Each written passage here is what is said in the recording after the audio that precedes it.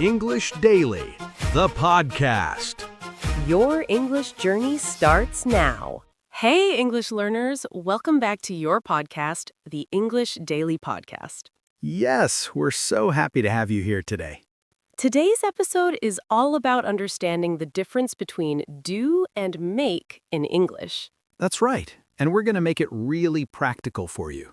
So whether you're a beginner or already speaking well, you'll find something useful here. Let's dive right in. Wait, Jack, before we dive in, maybe we should introduce ourselves for any new listeners who might be tuning in for the first time? Oh, that's a great idea, Anna. I almost forgot that we have new listeners joining us all the time. Yes, we do. So let me start. Hey everyone, my name is Anna, and I'm one of your hosts here on English Daily, the podcast. And I'm Jack, your other host. It's so nice to meet you all. Jack, how long have we been doing this podcast together now? Let me think. It's been over 2 years already, hasn't it? Time really flies when you're having fun. 2 years. Can you believe it? It feels like just yesterday we recorded our very first episode. I know, right?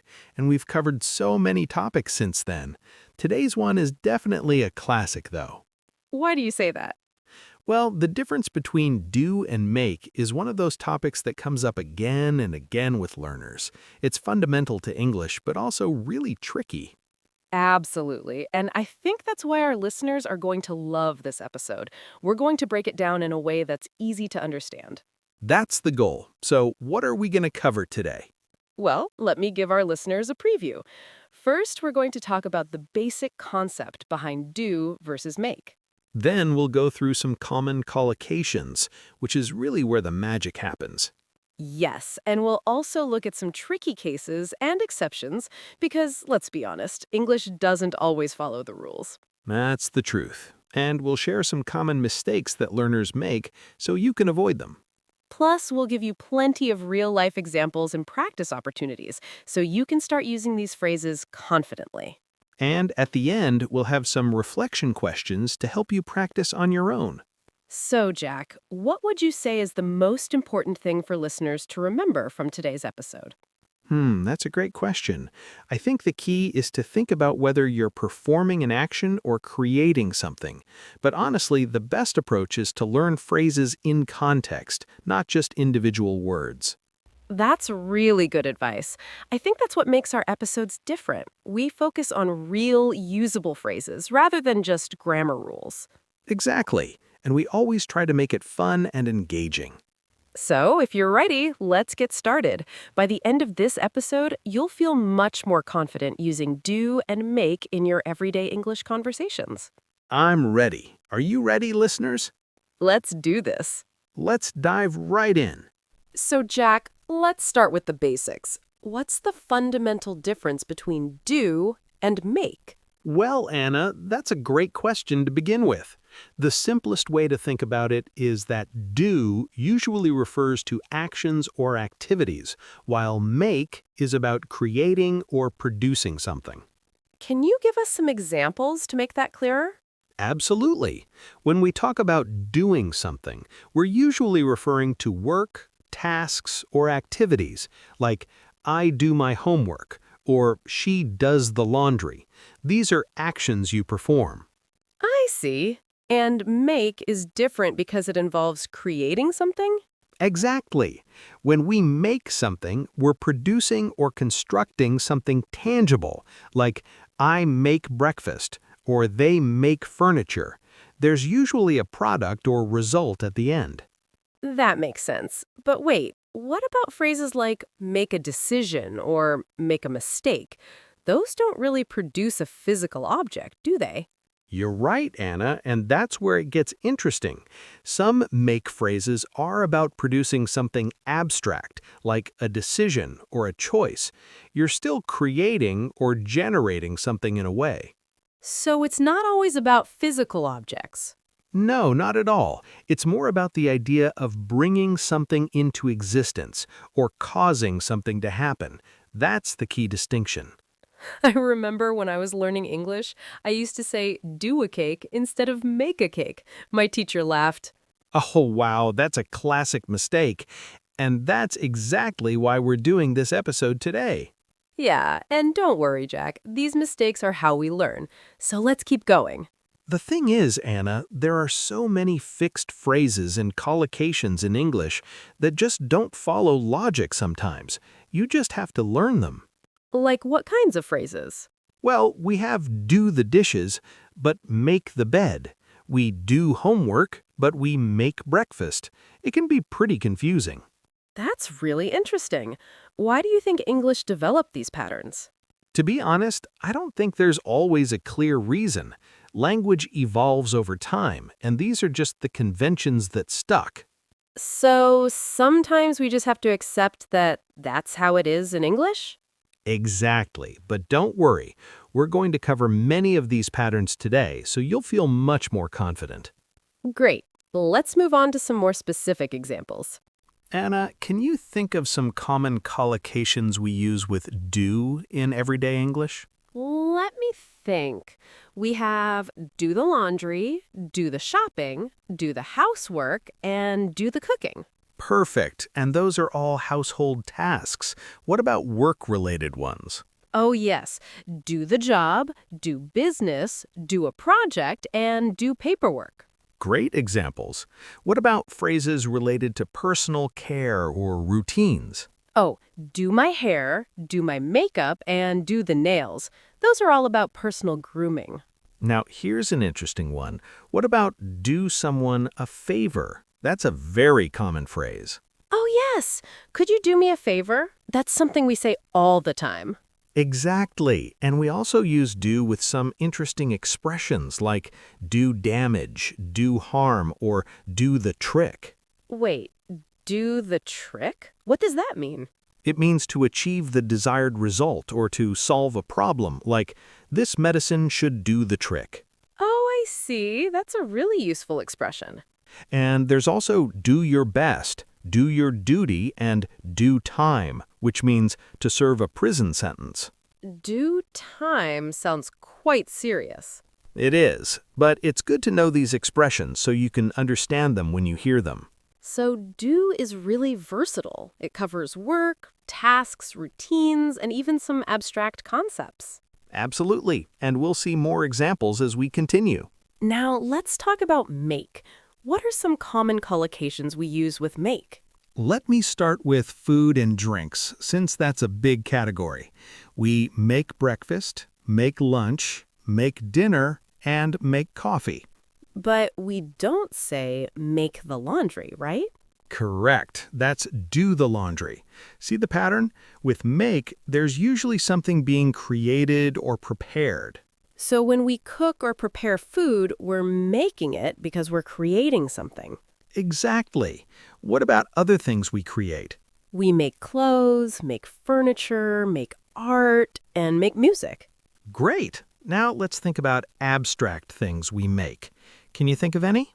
We make a decision, make a choice, make an exception, and make progress. Excellent. And we also make money, make a profit, and make a living. Oh, that's interesting. We don't say do money, do we? No, definitely not. Make money is the correct phrase. What about relationships? Do we use make there too? Absolutely. We make friends, make enemies, and make peace. That's really useful. What about more casual expressions? Well, we make a mess, make a noise, and make fun of someone. Oh, make fun of is something I hear a lot. It's a very common expression. And we also make progress, make an effort, and make a point. Encouraging. These are all such practical phrases. I'm sure our listeners are finding this really helpful. I hope so. And there's more coming up. Jack, what about those tricky cases where the difference isn't so clear, like do the dishes versus make the bed? Oh, those are the ones that really confuse learners, and honestly, sometimes there's no logical explanation. Really? Let me think about do the dishes versus wash the dishes. Both are acceptable, but do the dishes is more common in everyday conversation. And what about make the bed? Why can't we do the bed? That's a great question. I think it's because you're creating or setting up the bed in a particular way. So make feels more natural. So it's about the action of arranging or preparing something? I think so. And then we have do the shopping versus make a shopping list. One is the activity, the other is creating a document. That's actually a really good distinction. Yeah.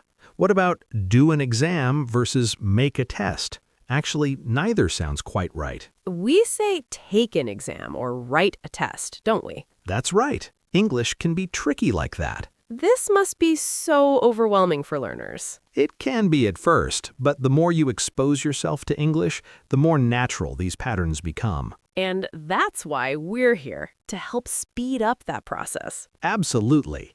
Now, let's talk about some more specific cases. What about when we talk about plans or arrangements? Good question.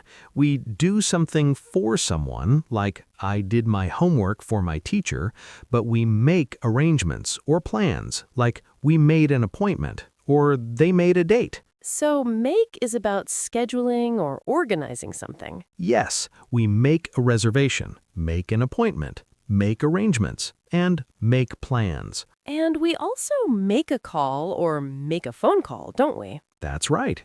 Though take a call is also used sometimes. English is so flexible sometimes. It really is. That's part of what makes it challenging, but also interesting. Jack, what are some common mistakes that learners make with do and make? Oh, there are so many. One very common mistake is saying do a mistake instead of make a mistake. Why is make correct there? Because you're creating or producing a mistake. You're causing it to happen. That makes sense. What else? Another common one is do a decision instead of make a decision. And that's wrong because we're creating or producing a decision. Exactly. You're generating or arriving at a decision. What about do progress? I've heard that before. And that's another common mistake. The correct phrase is make progress. So we're producing progress somehow. You could say you're creating advancement or achievement in your work. I like to think of it as making progress toward your goals. That's a great way to think about it. What about do a question? I think we say ask a question, don't we? That's correct. We never do a question in English. What about the opposite? Are there times when we should use do, but learners use make? Yes. Sometimes learners say, make the laundry or make my homework when they should use do. And that's wrong because those are tasks or activities, not creations. Exactly right. You're performing those tasks, not creating a product. Encouraging. See, it's not so hard once you understand the logic behind it. And that's why practice is so important. The more you use these phrases, the more natural they become. Any tips for remembering which one to use? Well, one tip is to think about whether you're performing a task or creating something. But honestly, the best ways to learn collocations in phrases, not just individual words. That's really good advice. Learn the whole phrase. And listen to native speakers as much as possible. That's how you'll pick up the natural patterns. Jack, can we go through some real-life scenarios to practice using do and make correctly? Absolutely. Let's start with a morning routine scenario. Okay, so in the morning, I usually do my hair and do my makeup before work. Perfect. And what about breakfast? I either make breakfast at home or I do something? No, that's wrong. I make breakfast because I'm creating or preparing food. Excellent. What about when you get to work? I do my job, do my work, and do paperwork. And then I make things like make phone calls, make emails, and make decisions. That's great. You're really getting the hang of it. What about lunch break? Well, you might do the shopping if you go to a store, or you might make a sandwich if you're making lunch at home. I see. So the context matters a lot. Definitely. What about after work? Any activities? I often do exercise or do yoga to stay fit, and sometimes I do the cooking for my family. Great examples. And what about social situations? We make friends with new people, and we make conversation to keep things going. Exactly. And if someone needs help, you might do them a favor. This is really helpful. What about weekend activities? On weekends, you might do the housework, do the laundry, or do the gardening, and you might make plans with friends. So we do chores but make social arrangements? That's a good way to think about it. And if you go to a restaurant, you make a reservation in advance. What if I want to apologize to someone? Then you make an apology or make amends. Or make it up to them? Exactly. You're trying to repair the relationship. These real-life examples really help solidify the concepts. I'm glad you think so. Now let's move on to our vocabulary breakdown. Anna, let's go through some key phrases that use do and make. We have 15 to cover today. Great. Let's start with some common do phrases. First up, do the dishes. Definition, to wash plates, glasses, and utensils after a meal. Example, I always do the dishes after dinner. Alternative, wash the dishes is also correct. Next, do the laundry. Definition, to wash clothes. Example, I need to do the laundry this weekend. Tip, this is always do, never make. Number 3, do the shopping. Definition, to buy groceries or other items from stores. Example, she does the shopping every Saturday. Alternative, go shopping is also common. Do housework. Definition, to clean and maintain a home. Example, my husband and I do the housework together. Note, this includes cleaning, dusting, and vacuuming. Do someone a favor. Definition, to help someone. Example, could you do me a favor and pass the salt? This is a very common polite request. Do harm. Definition, to cause damage or injury. Example, smoking does harm to your health. Alternative, cause harm means the same thing. Do damage. Definition, to cause physical or financial harm. Example, the storm did a lot of damage to the roof. Note, this is different from make damage. Do your best. Definition, to try as hard as you can. Example, don't worry, just do your best. This is very encouraging. Now, let's move to make phrases. Make breakfast, lunch, dinner. Definition, to prepare food. Example, I make breakfast every morning. Tip, always use make when cooking. Make a decision. Definition, to choose something after consideration. Example, I need to make a decision by Friday. Alternative, make a choice means the same. Make progress. Definition, to advance or improve. Example, she's making great progress in her English studies. Common mistake, never say do progress. Make a mistake. Definition, to error or do something wrong. Example, everyone makes mistakes sometimes. Common mistake, never say do a mistake. Make money. Definition, to earn or acquire money. Example, he makes money by investing in stocks. Note, we never do money. Make friends. Definition, to form new friendships. Example, it's easy to make friends in a new city. This is always make, never do. Make a reservation. Definition, to book something in advance. Example, I made a reservation for dinner at 7 p.m. Tip, use this for restaurants, hotels, and flights. Make an effort. Definition, to try hard to do something. Example, please make an effort to arrive on time. This shows determination. Make conversation. Definition, to talk to someone, often in a social situation. Example, he tried to make conversation with the strangers. This is a social skill. Make a mess. Definition, to create a dirty or disorganized state. Example, the kids made a mess in the living room. Alternative, create a mess is also used. And finally, make progress. Definition, to improve or move forward. Example, we're making good progress on the project. These are all such practical phrases for everyday English. And there are many more, but these are the most important ones to remember. Now it's time for some reflection questions. These will help you practice using do and make in your own life. Question 1. What household chores do you usually do on weekends? Think about do the dishes, do the laundry, do the shopping, or do the housework. Question 2. What meals do you make at home? Think about make breakfast, make lunch, or make dinner. Why do you think we use make for food? Question 3. Can you think of a time when you made a decision? What was the decision about? Try using make a decision in your answer.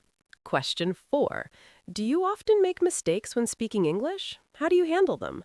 Remember, we all make mistakes, and that's how we learn. Question 5. Who usually does the cooking in your family? Is it do the cooking or make dinner? Think about why you use that particular phrase. Question 6. Have you ever made a reservation at a restaurant or hotel? How did you do it? Did you make a phone call or use an app? Question 7. What activities do you do to relax? Do you do yoga, do exercise, or do meditation? These are all common collocations. Question 8. How do you make friends in a new place? Think about the social strategies you use. What phrases from today's episode can you use? Question 9. What progress have you made in your English learning journey recently? Try to use make progress in your answer. Question 10. Think about your typical day. What tasks do you do and what things do you make? This will help reinforce the difference between actions and creations. Well, Anna, we've covered a lot today, haven't we? We really have, from basic concepts to common mistakes, and from real-life examples to practical vocabulary. What do you think was the most important point we discussed? I think the key takeaway is understanding that do is for actions and tasks, while make is for creating or producing something. But also recognizing that many phrases are just fixed collocations that you need to learn. Exactly. And the more you practice, the more natural it will become. Remember, making mistakes is part of the learning process. Don't be afraid to try. And keep listening to native speakers to pick up these natural patterns. And thanks for joining us today on English Daily, the podcast. We hope you found this episode helpful. Don't forget to practice the phrases we covered today. They'll help you sound more natural in your English conversations. If you have any questions or want to share your experiences, feel free to reach out. And we'll see you in the next episode. Keep up the great work. Bye for now, English learners. Take care, everyone. Your learning journey doesn't stop here. Keep improving your English. Click the next video or explore more episodes we've picked just for you. See you in the next lesson.